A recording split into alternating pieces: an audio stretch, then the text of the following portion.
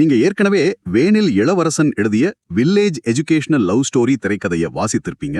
இது மேலோட்டமா பார்க்க ஒரு டிஸ்டோபியன் சமூக நையாண்டி மாதிரி தெரியும். ஆனா ஒரு சமூகம் அதோட வேர்களை இழக்கும்போது என்ன நடக்கும் அப்படிங்கறத இது ரொம்ப ஆழமா பேசுது. நிச்சயமா. இதுல வர அந்த உலக மைப்பு ரொம்பவே தத்ரூபமா வடிவமைக்கப்பட்டிருக்கு. 2034ஆம் ஆண்டு தமிழ்நாடு.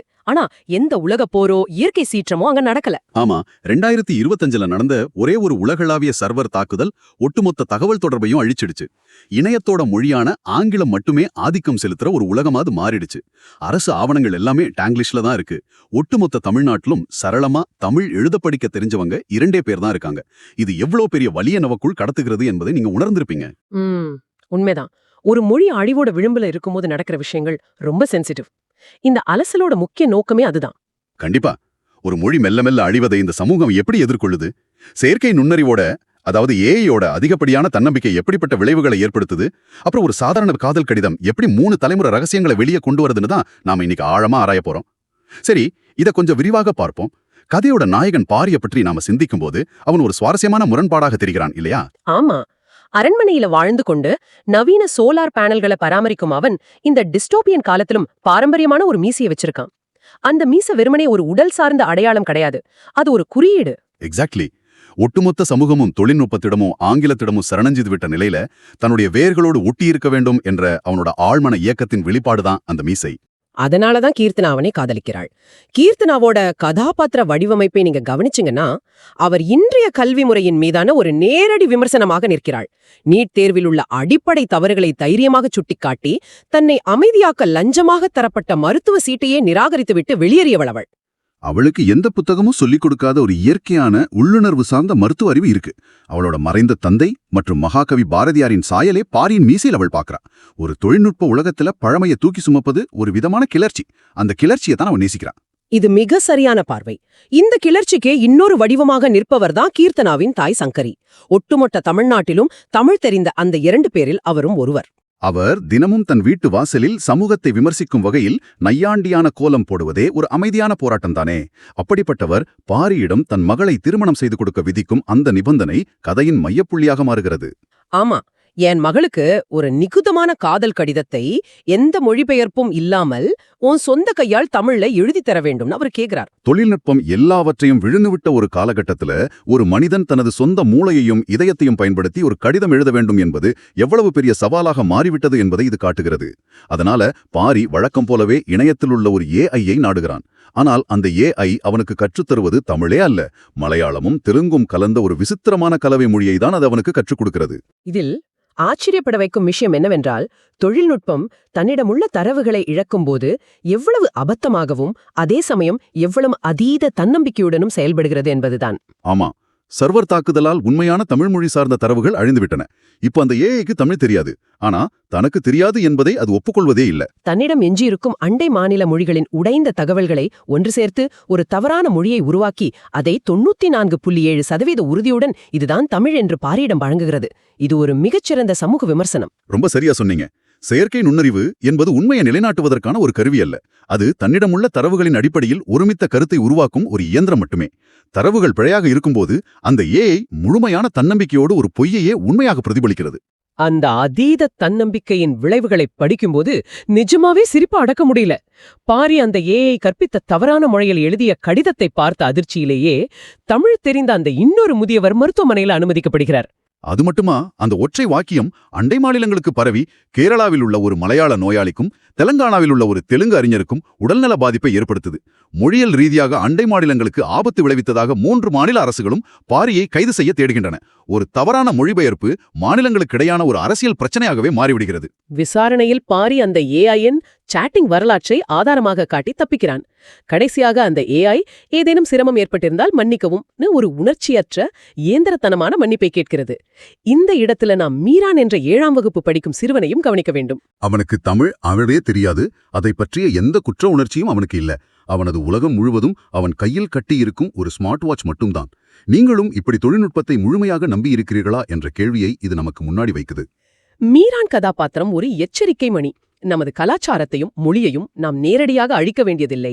அதை அடுத்த தலைமுறைக்கு கடத்தாமல் அவர்களை முழுமையாக தொழில்நுட்பத்தின் கைகளில் ஒப்படைத்து விட்டாலே போதும், மொழி தானாகவே அழிந்துவிடும் என்பதற்கு மீரான் ஒரு சாட்சி. தொழில்நுட்பம் கை கொடுக்காத நிலையில் பாரி வேறு வழியின்றி சங்கரியிடமே உண்மையான தமிழ் கற்கச் செல்கிறான்.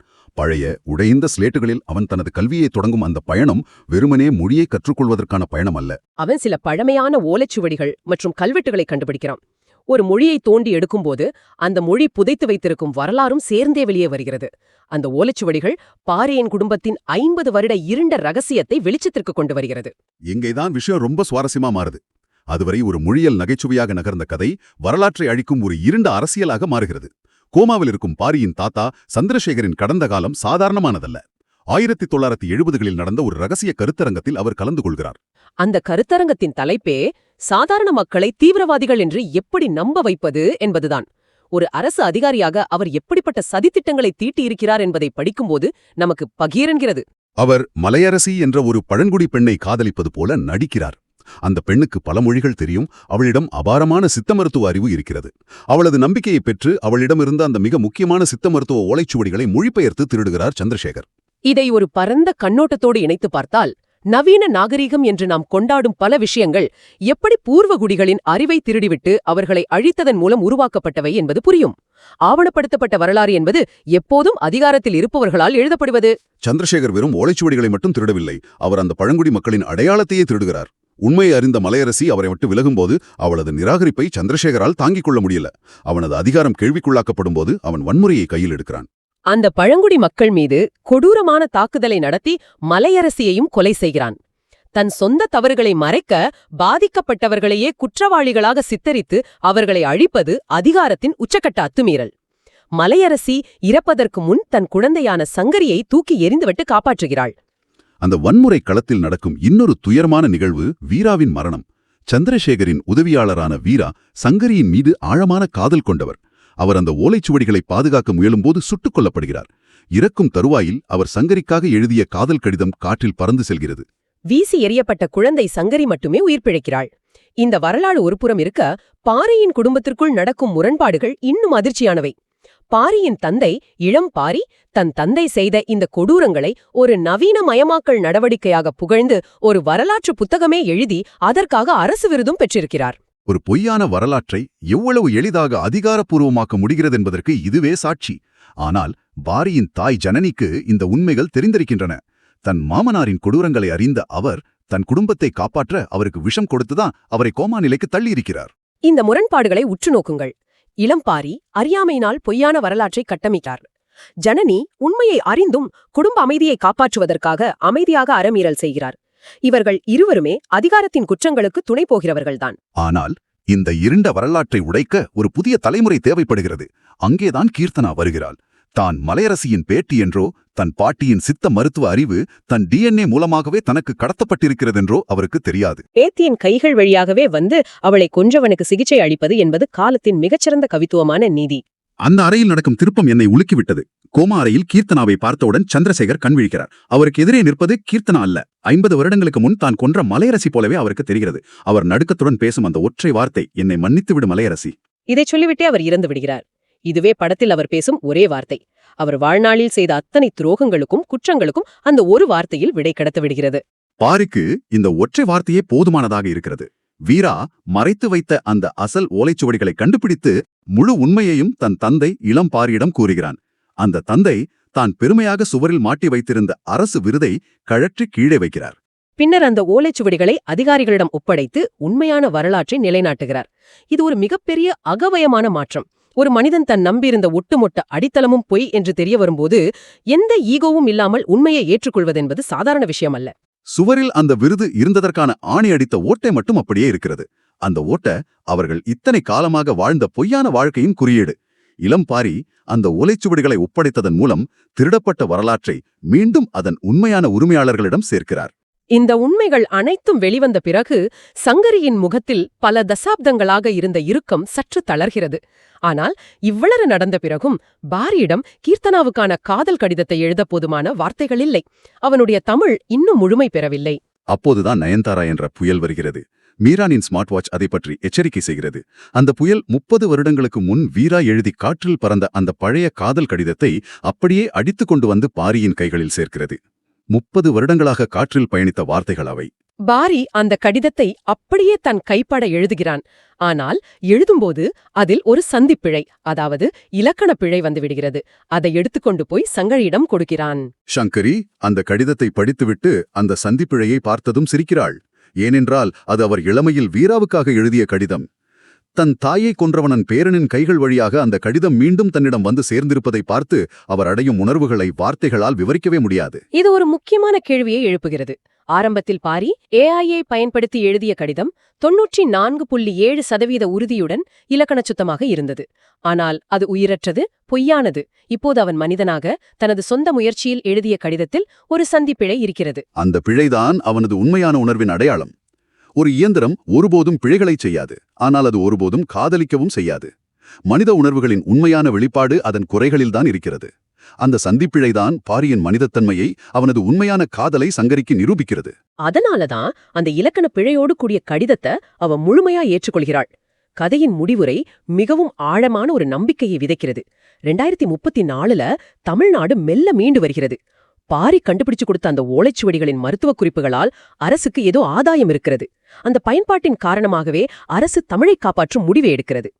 ஒரு மொழி வெறும் தகவல் தொடர்புக்கான கருவியாக இல்லாமல் அது அறிவின் பெட்டகமாக மாறும்போதுதான் சமூகம் அதை பாதுகாக்க முன்வருகிறது. சங்கரி இப்போது தன் வீட்டு வாசலில் சமூகத்தை நையாண்டி செய்து கோலம் போடுவதை நிறுத்திவிட்டு தன் தாய் மலையரசியின் அழகான பாரம்பரிய கோலத்தை மகிழ்ச்சியோடு போடுகிறாள். இருண்ட கடந்த காலம் முடிந்து ஒரு புதிய விடியல் பிறப்பதன் அடையாளம் அது. கதையின் கடைசி ட்விஸ்ட் அந்த சூழலை இன்னும் அழகாக்குகிறது. கீர்த்தனா பாரியிடம் இதை என் அப்பா அம்மாவுக்கு 30 வருஷத்துக்கு முன்னாடி எழுதின கடிதம் ஃப்ராட் பாய் என்று கூறி சிரிக்கிறாள். பாரிக்கு அப்போதுதான் முழு உண்மையும் புரிகிறது. அதே நேரத்தில் எப்போதுமே ஸ்மார்ட் வாட்சை பார்த்துக் கொண்டிருக்கும் அந்த மீரான் பையன் அதை தரையில் வைத்துவிட்டு சங்கரி போட்ட கோலத்தை அமைதியாக பார்க்கிறான். தொழில்நுட்பத்தின் பிடியிலிருந்து ஒரு குழந்தை மெல்ல விடுபட்டு தனது கலாச்சாரத்தின் அழகை, கலையை ரசிக்கத் தொடங்கும் அந்த தருணம் மிகவும் வலிமையானது. அந்த கிராமத்து சுவரில் இருக்கும் அழிக்க முடியாத தமிழ் எழுத்துக்கள் அப்படியே இருக்கின்றன. 2034ஐ பொறுத்தவரை ஒருவரின் தாய்மொழியில் காதலிப்பதுதான் மிகப்பெரிய புரட்சியாக இருக்கிறது. அதுவும் ஒரு சந்திப்பிழையோடு சொந்த கையெழுத்தில் காதலை வெளிப்படுத்துவது. இப்போது இதை கேட்டுக்கொண்டிருக்கும் உங்களிடம் நான் ஒரு சிந்தனையை முன்வைக்க விரும்புகிறேன். இன்று நாம் நமது நினைவுகளையும் வரலாற்றையும் மொழியையும் எந்த உணர்வும் இல்லாத சர்வர்களிடமும் செயற்கை நுண்ணறிவிடவும் கொஞ்சம் கொஞ்சமாக ஒப்படைத்துக் கொண்டிருக்கிறோம்.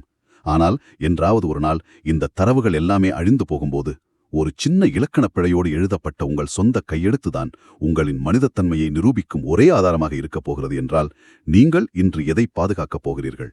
சிந்தித்துப் பாருங்கள். மீண்டும் சந்திப்போம்.